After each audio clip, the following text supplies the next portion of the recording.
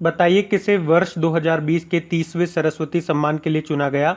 Answer होगा doctor शरण कुमार लिम्बाले को, उनके मराठी उपन्यास सनातन के लिए। बड़ा इंपॉर्टेंट प्रश्न, याद रखना। बताइए किस पुस्तक ने फिक्शन के लिए बुक क्रिटिक्स अवार्ड जीता था। तो आंसर होगा हेमनेट ने। तो मैगी ओफारेल के द्वारा लिखित हेमनेट ने फिक्शन में नेशनल बुक क्रिटिक्स अवार्ड जीता था। अच्छा, international transgender day of visibility ये कब मनाया गया। तो आंसर होगा 31 मार्च को। फिर बताइए स्लोवाकिया के प्रधानमंत्री ने इस्तीफा दे दिया, नाम क्या है उनका। इगोर मोटेविक। और इससे भी ज़्यादा इंपॉर्टेंट प्रश्न अब ये होगा, स्लोवाकिया के नए प्रधानमंत्री का नाम। चलो ये प्रश्न मुझे आप लोग बताएंगे कमेंट बॉक्स में टाइप करके, स्लोवाकिया के नए प्रधानमंत्री का नाम क्या है। स्लोवाकिया की कैपिटल बताता हूँ मैं आपको, ब्रेटिस्लावा इसकी कैपिटल है, करेंसी है स्लोवाक कोरुना। फिर बताओ भारत ने किस देश के साथ वज्र प्रहार 2021 नाम का एक्सरसाइज किया था। वज्र प्रहार आप जानते हो, हम अमेरिका के साथ में करते हैं। हुआ कहाँ पे था, हिमाचल प्रदेश में। फिर बताइए किसने Bahrain Grand Prix formula 1 race को जीता। तो आंसर होगा लुइस हैमिल्टन ने। और ये ब्रिटेन के हैं, मर्सिडीज के ड्राइवर हैं, ये भी याद रख लो। फिर बताइए इंटरनेशनल स्पेस स्टेशन में पाए गए नए बैक्टीरिया का नाम किस भारतीय वैज्ञानिक के नाम पे रखा गया। तो आंसर होगा अजमल खान के नाम पे। फिर बताइए भारत में किस राज्य में पुराने वाहनों की संख्या सबसे ज़्यादा है। तो आंसर होगा कर्नाटक में। एक्चुअली में सड़क परिवहन राजमार्ग मंत्रालय ने एक डेटा जारी किया था कि किस राज्य में ऐसे वाहन यानी कि 15 साल से जो ऊपर हो चुके हैं वाहन वो सबसे ज़्यादा है, तो कर्नाटक में बताया गया। बताइए किसने वर्ल्ड डेवलपमेंट रिपोर्ट को जारी किया था। वर्ल्ड बैंक ने जारी किया था। और फिर बताओ महाराजा छत्रसाल कन्वेंशन सेंटर का उद्घाटन कहाँ पे किया गया। मध्य प्रदेश के खजुराहो में। बढ़ते हैं आगे। और हाँ गाइज, इंडिया के टॉप बैंक एडुकेटर्स एक बार फिर अनअकैडमी पर आपके लिए ला रहे हैं कुछ टॉप एंड अल्टीमेट बैचेस। तो अनअकैडमी का हर बैच कंडक्ट किया जाता है आपकी बैंक की हर परीक्षा की तैयारी को और भी ज़्यादा मजबूत करने के लिए। और ये सभी बैचेस आपको मिलेंगे अनअकैडमी पर, जहां पर आप अपने फेवरेट टीचर के साथ अपने घर से अपने पर्सनल शेड्यूल के हिसाब से पढ़ सकते हैं। तो अनअकैडमी की हर क्लास आप लाइव नहीं तो बाद में रिकॉर्डेड सेशन के द्वारा भी अटेंड कर सकते हैं। अगर आप चाहें तो क्लास को डाउनलोड करके ऑफलाइन भी देख सकते हैं। और आप लाइव क्लास में आस्क अ डाउट फीचर के द्वारा टीचर से अपने डाउट भी क्लियर करा सकते हैं। आप लाइव क्विजेस और टेस्ट सेशन भी अटेंड कर सकते हैं, जहां पर आपको अपनी लाइव रैंकिंग भी देखने को मिलेगी। तो अनअकैडमी पर टोटल 12 प्लस लैंग्वेजेस में क्लासेस कंडक्ट होती है। आप अपनी फेवरेट भाषा में क्लास अटेंड कर सकते हैं। आप अपनी टीचर के साथ इंटरेक्ट कर सकते हैं और लाइव पोल में पार्ट ले सकते हैं। ये सभी फीचर आपको मिलेंगे एक ही प्लेटफॉर्म पर, एक ही सब्सक्रिप्शन के साथ। तो आप आज ही सब्सक्राइब करें अनअकैडमी पर और इन सभी बेनिफिट्स का लाभ उठाइए। देखिए, अगर आप मेरा कोड जो है क्रेक एग्जाम 10 उसे यूज करेंगे तो आपको एडिशनल 10% का डिस्काउंट भी मिलेगा। और आपको सभी बैचेस की लिंक और सब्सक्रिप्शन ये सब नीचे डिस्क्रिप्शन में मिल जाएगा। तो अभी हम बढ़ते हैं आगे। फिर है फरवरी मंथ का ICC men's player of the month का अवार्ड किसने जीता। तो आंसर होगा आर अश्विन ने। और महिलाओं में बात करेंगे तो टेमी बेमोंट ने, जो कि इंग्लैंड की प्लेयर है। इससे पहले जनवरी का पूछा जाएगा तो पुरुषों में तो ऋषभ पंत विजेता रहे। और महिलाओं में किसको चुना गया था, शबनीम इस्माइल को, जो कि साउथ अफ्रीका की प्लेयर है। अब मेरा प्रश्न आपसे होगा, मार्च महीने का पुरुषों का किसने जीता और महिलाओं का किसने जीता, ये आपको बताना है। बताओ। फिर पूछा जाता है त्रिवेंद्र सिंह रावत ने इस्तीफा दे दिया था, किस राज्य के मुख्यमंत्री थे। सबको पता है उत्तराखंड के, ये तो पुरानी बात हो गई। नया क्वेश्चन क्या बनना चाहिए, नया क्वेश्चन बनना चाहिए अब उत्तराखंड के मुख्यमंत्री कौन है। आपके लिए आज का अगला प्रश्न, उत्तराखंड के मुख्यमंत्री कौन है। फिर बताइए किसने BBC Indian sports women of the year का अवार्ड जीता। तो कोनेरू हम्पी ने जीता, आंध्र प्रदेश की चेस प्लेयर हैं ये। इनके अलावा मनु भाकर को emerging player of the year का अवार्ड मिला था। बताइए किसने विमेन विल वेब प्लेटफॉर्म को लॉन्च किया था। तो गूगल ने किया था। गूगल जिसका हेडक्वार्टर कहाँ पर है, कैलिफोर्निया यूएस में है। इसके सीईओ सुंदर पिचाई हैं।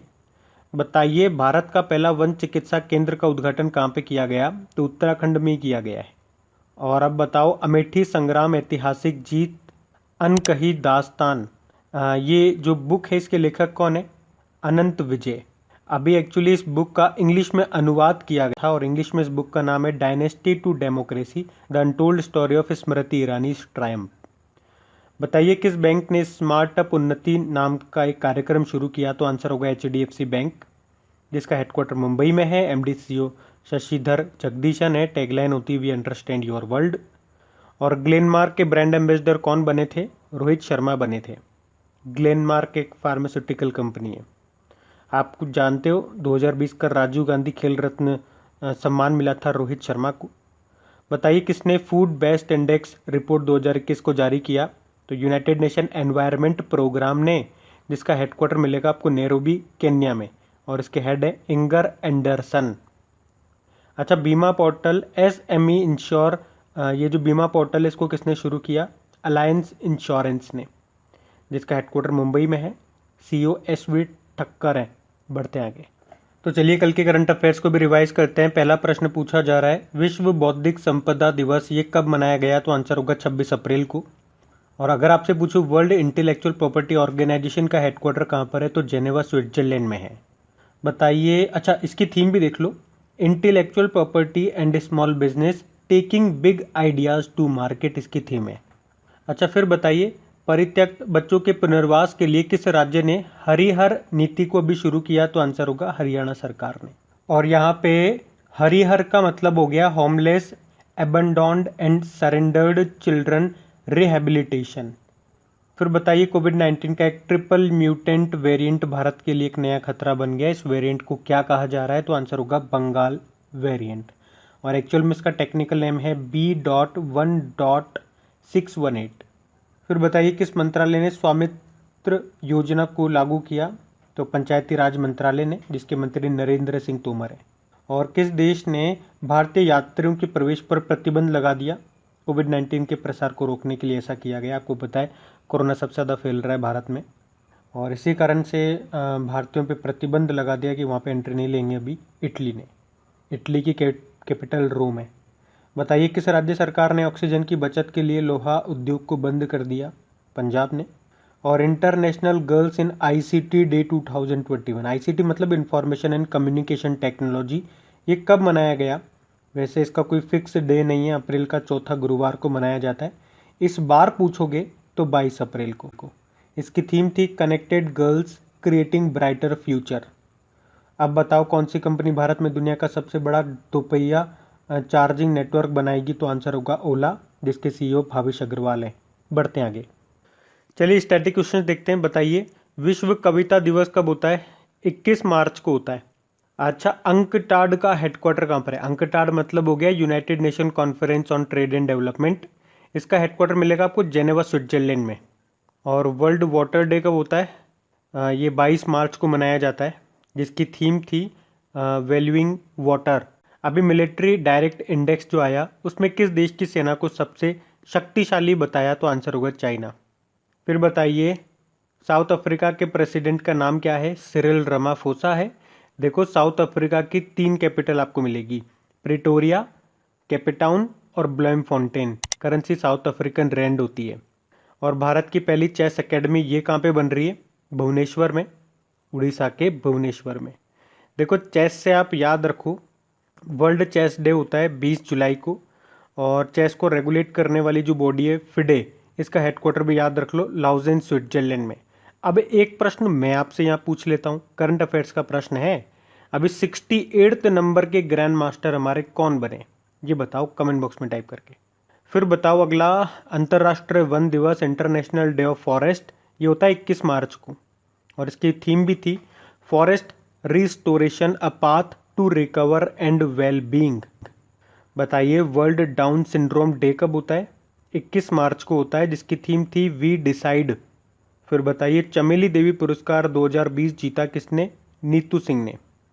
और वर्ल्ड हैप्पीनेस रिपोर्ट जो आई थी 2021 में, उसमें टॉप पे कौन सा देश था? टॉप पे फिनलैंड था, और भारत 139 नंबर पे था। जबकि अगर आपसे पूछा जाए ना वर्ल्ड हैप्पीनेस डे कब होता है, तो 20 मार्च आंसर कर देना। बढ़ते हैं आगे।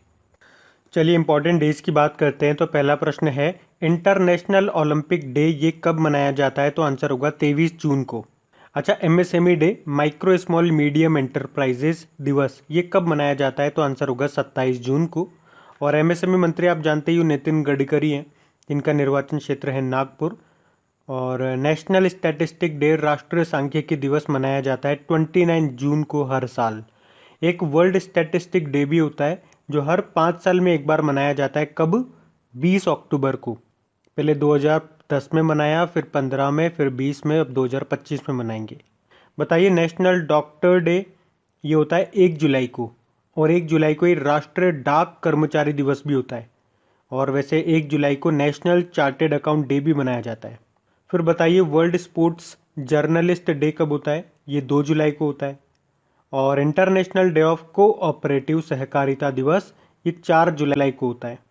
बताइए विश्व जनसंख्या दिवस कब होता है? वर्ल्ड पॉपुलेशन डे जुलाई का सबसे इंपॉर्टेंट डे 11 जुलाई को। एक और एक 11 जुलाई को। बताइए विश्व युवा कौशल दिवस ये होता है 15 जुलाई को। वर्ल्ड यूथ स्किल डे बोलते हैं इसको, और इसकी थीम थी skills for a resilient youth. अब बताइए अंतर्राष्ट्रीय न्याय दिवस कब होता है? डे ऑफ इंटरनेशनल जस्टिस ये 17 जुलाई को होता है। और नेल्सन मंडेला डे कब होता है? ये 18 जुलाई को होता है। तो गाइज ये था आज का हमारा करंट अफेयर्स का रिवीजन वाला सेशन। देखिए सेशन अच्छा लगता है तो प्लीज़ इसे लाइक ज़रूर करा करें, और अपने दोस्तों के साथ में, अपने चाहने वालों को इसे शेयर ज़रूर कर दिया करें। अब कुछ क्वेश्चंस आप लोगों से पूछे जाएंगे, क्वेश्चंस आप लोग लगाइएगा और देखिएगा कितने क्वेश्चंस आप लोगों से बन पा रहे, बाकी हम इनको कल सॉल्व करते हैं। ये क्वेश्चन आपके सामने।